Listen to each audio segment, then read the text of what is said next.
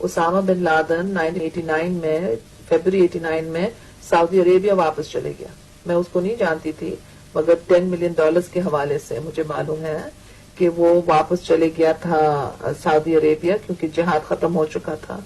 फिर उसको हमारे फौजी जनरल ने वापस बुलाया कि जिहाद अब तक जारी है, क्योंकि पाकिस्तान के अंदर एक मुसलमान औरत ने हुकूमत संभाली है, और जब तक मुसलमान औरत की हुकूमत होगी तो फिर पाकिस्तान के अंदर इस्लाम खतरे में होगा. और फिर इस खतरे से बचाने के लिए और उनकी हुकूमत को खत्म करने के लिए हमें पैसों की जरूरत है. और वो पैसे फिर लिए गए हैं. कई मीटिंग्स हुए प्रोविंशियल मिनिस्टर्स के साथ, और उसके बाद ये नो कॉन्फिडेंस मूव 1989 की असेंबली में हुआ, जो डिफीट हुआ. मगर एक फौजी जनरल था, उसका नाम मैं इस वक्त नहीं लेने चाहती हूँ, जिसने बिन लादेन को वापस बुलाया. ये 89 की बात थी. फिर 1990 में यही फौजी टोला था जिनको मैं जिहादी जनरल्स कहती हूँ, जिन्होंने बिन लादेन को कहा कि तुम सऊदी अरेबिया के बादशाह को कहो कि वो अमरीकी अफवाज मत ले, वो कहें कि जो अफगान मुहाजिरीन हैं वो आकर के सऊदी अरेबिया का दफा करेंगे. आपको याद होगा 1990 में कुवैत का कब्जा हुआ था, खतरा था कि सऊदी अरेबिया पर भी सद्दाम हमला करेगा. यस, तो उस वक्त तो फिर उसामा का तो झगड़ा किंग के साथ उधर शुरू हुआ. फिर वो वापस जा नहीं सका उस झगड़े की वजह से. और वो वक्त था जब ये प्लानिंग हुई 90 और 93 के दरमियान कि हम अभी अमेरिका के खिलाफ काम करेंगे. और पहले अटैक वर्ल्ड ट्रेड सेंटर के ऊपर हुआ, और उसके बाद पाकिस्तान को खतरा था कि पाकिस्तान को दहशतगर्द मुल्क करार दिया जाएगा. असलम बेग उनकी फेवर में बयान दे रहे थे, वो भी बयान दे रहे थे. वो भी सद्दाम, बट कुछ अलग, ये वर्ल्ड ट्रेड सेंटर का अलग था कि ये दहशतगर्दी शुरू हुई थी और पाकिस्तान को खतरा था.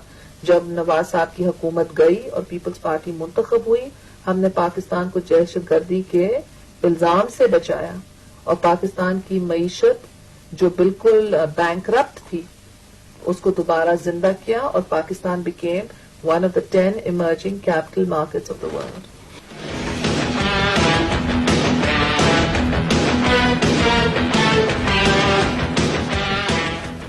ये जो जर्नैल साज बाज़कार की बीवी नई एक पॉलिटिकल खेप ला रहे हैं, नई ब्रीड पैदा कर रहे हैं, क्या अगर इनको हुकूमत दे दी गई या मिल गई तो क्या हुकूमत को चला सकेंगे? मैं समझती हूँ कि वही पॉलिसीज होंगे. जब मैं कहती हूँ वही पॉलिसीज, मेरा मतलब ये है कि जब बजट तकसीम होगा तो एजुकेशन को कम मिलेगा, हेल्थ को कम मिलेगा, वुमेन्स अफेयर्स को कम मिलेगा. जब रेवेन्यूज की बात होती है, पीपल्स पार्टी के दौर में मुल्क की आमदनी 3 साल में डबल हुई. ये मुशर्रफ के दौर में डबल नहीं हो सकी. पीपल्स पार्टी के दौर के अंदर हमने फर्टिलाइजर्स भी वक्त पर पहुंचाए, बीज भी वक्त पर पहुंचाए, खाती भी किए वक्त पर. नतीजा ये था कि हमारी एग्रीकल्चर प्रोडक्शन 7% पर पहुंच गई थी और किसानों के पास ज्यादा पैसा था. वो अभी नहीं है. तो वही चीज होगा जो मुशर्रफ साहब की, कभी जंग होगा हिंदुस्तान के साथ, कभी अलकायदा वाले आ रहे हैं तो उनके लिए कुछ हम करेंगे, कभी कॉलिन पावल आएगा, कभी दूसरा आएगा जंग खत्म करने के लिए, खतरा खत्म करने के लिए, और मुल्क के अंदर जो पाकिस्तान के अवाम है उनको नजरअंदाज किया जाएगा. मगर इकोनॉमिक रिवाइवल की अगर जरूरत है तो फिर हुकूमत की तब्दीली की जरूरत है. जनरल ज़ियाउल हक ने आपके वालिद साहब को फांसी दे के एक अपने लिए एक रास्ता हमवार किया कि पॉलिटिशियन से एक बड़े सियासतदान को उन्होंने हटा दिया. मुशर्रफ साहब ये काम आपको मुल्क से बाहर रख के और नवाज शरीफ को बाहर रख के ये कर रहे हैं, ये करना चाहते हैं, और इसमें कुछ हद तक उनका ख्याल है कि उन्हें कामयाबी हुई. आप इसे किस तरह काउंटर करेंगी? मैं समझती हूँ कि काउंटर करना कि फोर्सेबल इजेक्शन जो हो वो तो उनके पास है हथियार. रियासत के पास हर वक्त जुल्म का हथियार होता है, हर वक्त नए कानून का हथियार होता है.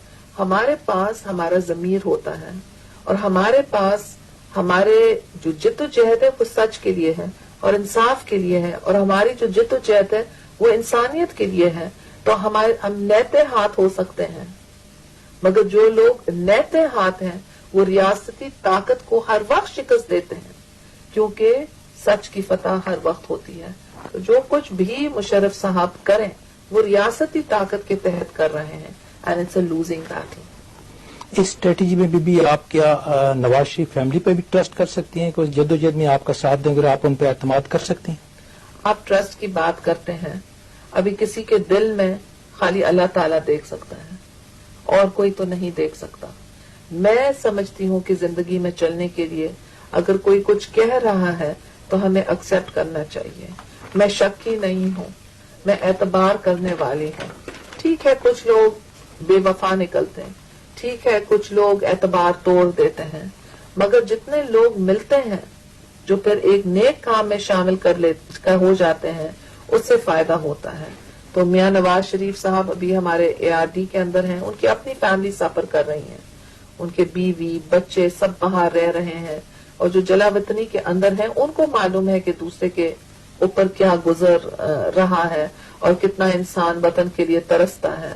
تو I do trust them for now because they are with us and inshallah in future they will also prove the trust. اور اس میں آپ سے وہ رابطہ رکھ رہے ہیں کہ آپ جدوجہد اکٹھے مل کے کریں، اسٹریٹجی آپس میں آپ مشورہ کرتے ہیں؟ وہ وقتاً کانٹیکٹ کر لیتے ہیں مگر زیادہ تر تھرو ARD.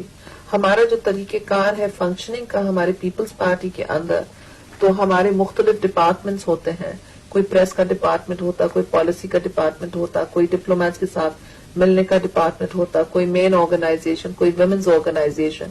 تو اس لیے ہمارے جو رابطے ہوتے ہیں وہ پاکستان اورینٹڈ ہیں، کیونکہ یہاں جو میں رہ رہی ہوں ہمارے پاس سیکرٹریز کی کمی ہے، فون آپریٹرز کی کمی ہے، ہم ہینڈل نہیں کر سکتے جتنا کچھ ڈیمانڈ ہے. مگر پاکستان میں ہمارا پورا ڈھانچہ ہے تو تھرو پاکستان ہم زیادہ تر کام کرتے ہیں.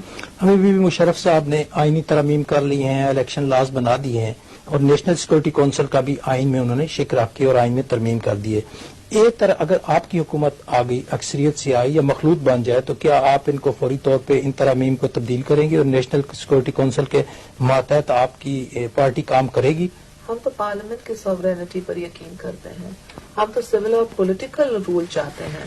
ہاں ٹرانزیشن پیریڈ کے لیے اگر وہ کچھ کرنے چاہتا ہے تو بتائیں کیا کرنے چاہتا ہے اور کمپرومائز لیں. جیسے وہ کہتا ہے کہ میں پرائم منسٹر کو نکالوں یا پارلیمنٹ کو نکالوں، تو ہم کہتے ہیں ٹھیک ہے آپ نکالیں مگر اکارڈنگ ٹو کاکر فارمولا. یعنی 1993 میں جب جنرل وحید کاکر ہوتے تھے تو اسحاق صاحب بھی گئے اور نواز صاحب بھی گئے. تو ہم کہتے ہیں آپ بھی جائیں ہم بھی جائیں گے تاکہ ایک توازن ہو.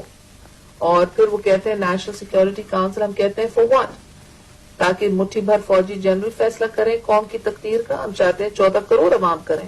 اور جب یہ ہم پچھلے ڈیکیڈ میں دیکھیں تو کتنی تنقید ہوئی جب میں نے راجیو گاندھی کو پاکستان بلائی، مگر اس کے بعد جنرل مشرف بھی آگرہ چلے گیا اور مذاکرات کا راستہ کا انتخاب کیا.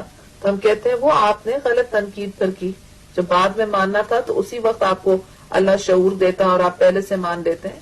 یا پھر طالبان کو گود میں کس طریقے سے بٹھائیں، پھر کیسے پھینکیں، لشکر طیبہ کو کیسے گود میں بٹھائیں، اور پھر انڈین پارلیمنٹ اٹیک کے بعد جب ڈکٹیشن ملی تو کتنے جلدی گود سے پھینک دیے. تو ہم کہتے ہیں کہ آپ اپنی ایراٹک پالیسیز کو تو دیکھیں. تو بہتر ہے کہ پالیسیز کو ڈبیٹ کریں. کہا جاتا ہے that war is too serious a business to be left to generals. میں تو کہوں گی politics is too serious a business to be left to generals. ان کو فوجی کام پر یقین کرنی چاہیے.